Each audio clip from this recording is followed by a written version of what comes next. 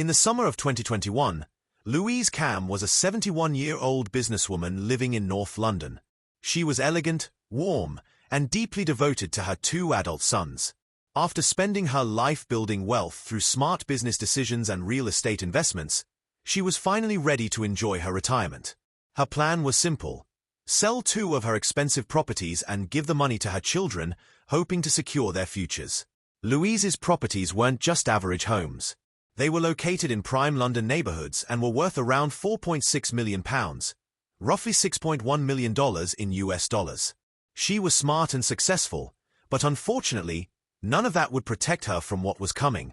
Not far from one of her properties was a local kebab restaurant that Louise often visited.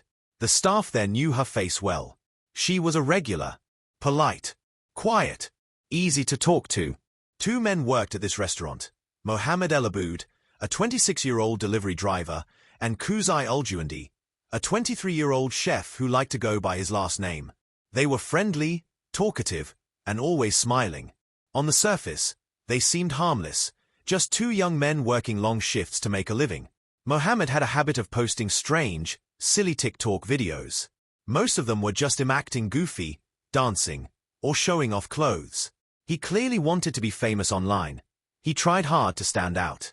But when he wasn't on TikTok or delivering food, he was quietly watching Louise. And so was Al-Juandi. Over time, Louise became friendly with the two young men, especially Al-Juandi. He seemed confident and smart. But behind that charm, he was hiding something. He wasn't just cooking kebabs. He was constantly looking for ways to scam people. Small lies here and there, fake promises, quick tricks for easy money. That was his pattern. When Al-Juandi found out Louise owned several luxury properties and planned to sell them soon, his mind shifted from small scams to something much bigger. He saw Louise not as a kind older woman, but as a gold mine. He started to spend more time with her, slowly building trust. To win her over, he made up an entire fake life.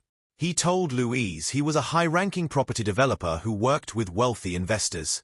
He said his girlfriend was a rich businesswoman from overseas who wanted to buy homes in London, and that she had her eye on Louise's two properties. He made it sound like a dream deal. The girlfriend would pay far above market value. Louise wouldn't have to deal with agents or taxes. Everything would go smoothly, and she'd walk away with millions. It was all fake, but Louise wanted to believe it. She had worked hard her whole life, and now she wanted to focus on her sons. This deal seemed like a way to close a chapter quickly and move on. When she told her friends and family about the offer, they were worried. Something didn't feel right. Why would a young chef at a kebab shop be connected to rich buyers? Why would Louise need to put her properties in someone else's name first? Her sons told her to be careful, but she had made up her mind. She trusted Al-Juandi. The next step was convincing Louise to hand over control. Al-Juandi said they needed to transfer the properties into his name so the sale could go through. Once that happened, she would receive her payment, tax-free, in a few weeks. Louise hesitated at first. She had always been smart with money, but Al-Juandi was charming, persistent, and full of fake confidence. Eventually, she agreed. She gave him the keys to one of the properties so he could prepare it for viewing. But he didn't prepare it. Instead, he let Mohammed move in right away. Mohammed, who had no job other than food deliveries and no money to his name, suddenly had a luxury home in North London, all without paying a single pound. He didn't try to hide it either. He posted TikToks from inside the house, dancing and showing off, pretending like it was his. For him, it was a dream. He had gone from delivering food to living in a millionaire's house, and Louise had no idea. But the men weren't satisfied with free rent. They wanted everything. The homes, the money, all of it. And in their twisted minds, there was only one way to get it. Louise had to disappear. It was July 26, 2021. Louise Cam believed she was about to close the biggest deal of her life. That morning, she left her home in a black BMW and drove to one of her own properties in Barnet, North London.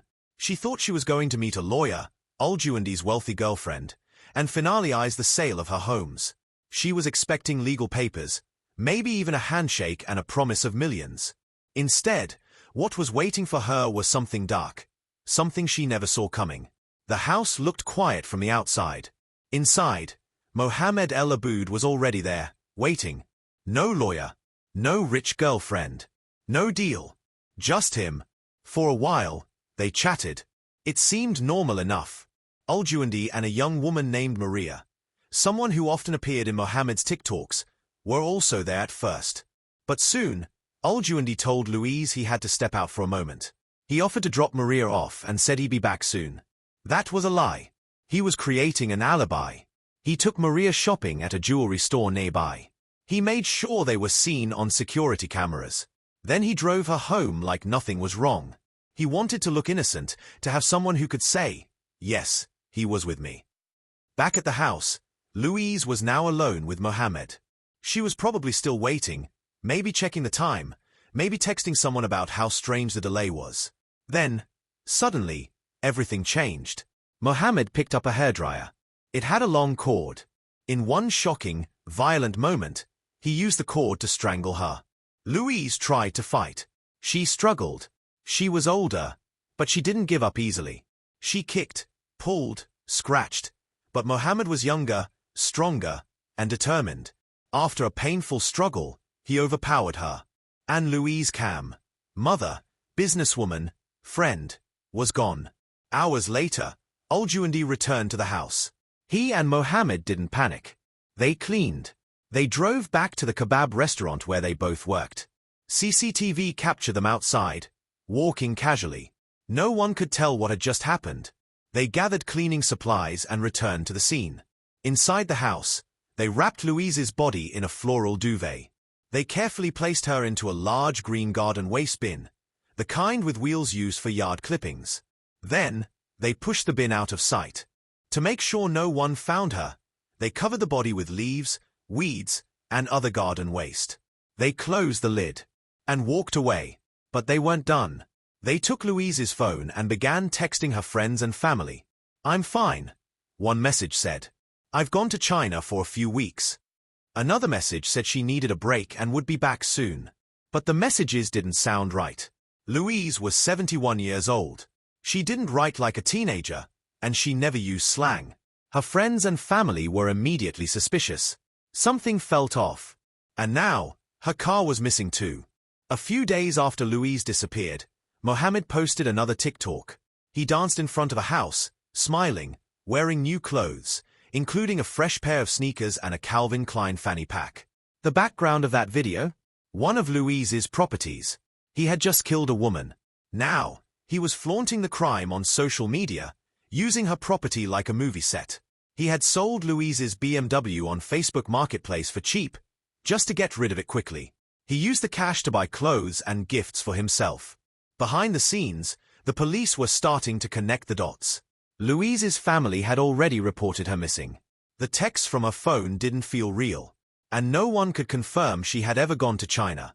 Detectives started checking her properties. That's when they found something strange. Mohammed was living in one of them. When asked, he acted like it was normal. But police weren't buying it. They searched the house and found a sweatshirt with blood on it. DNA tests later confirmed. The blood belonged to Louise Cam. Mohammed's own TikToks became evidence. One showed him dancing in front of the house after the murder. Another showed him in new outfits bought with Louise's money. It was all online, waiting for detectives to find. Meanwhile, police searched Al-Juandi's home. And in the back garden, hidden behind other bins, they found it, the green garden waste bin. Inside was Louise Cam's body. When the police opened the green garden bin behind Al-Juandi's home, they stopped in shock.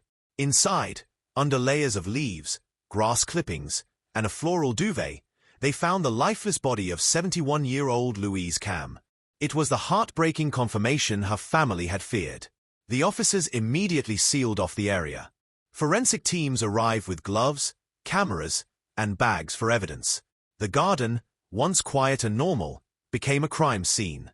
Neighbors watched in silence from their windows, trying to understand how something so horrifying could happen in their own neighborhood.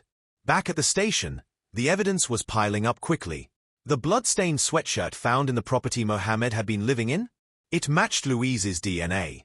The text messages sent from Louise's phone? Police confirmed they were written after she had already died.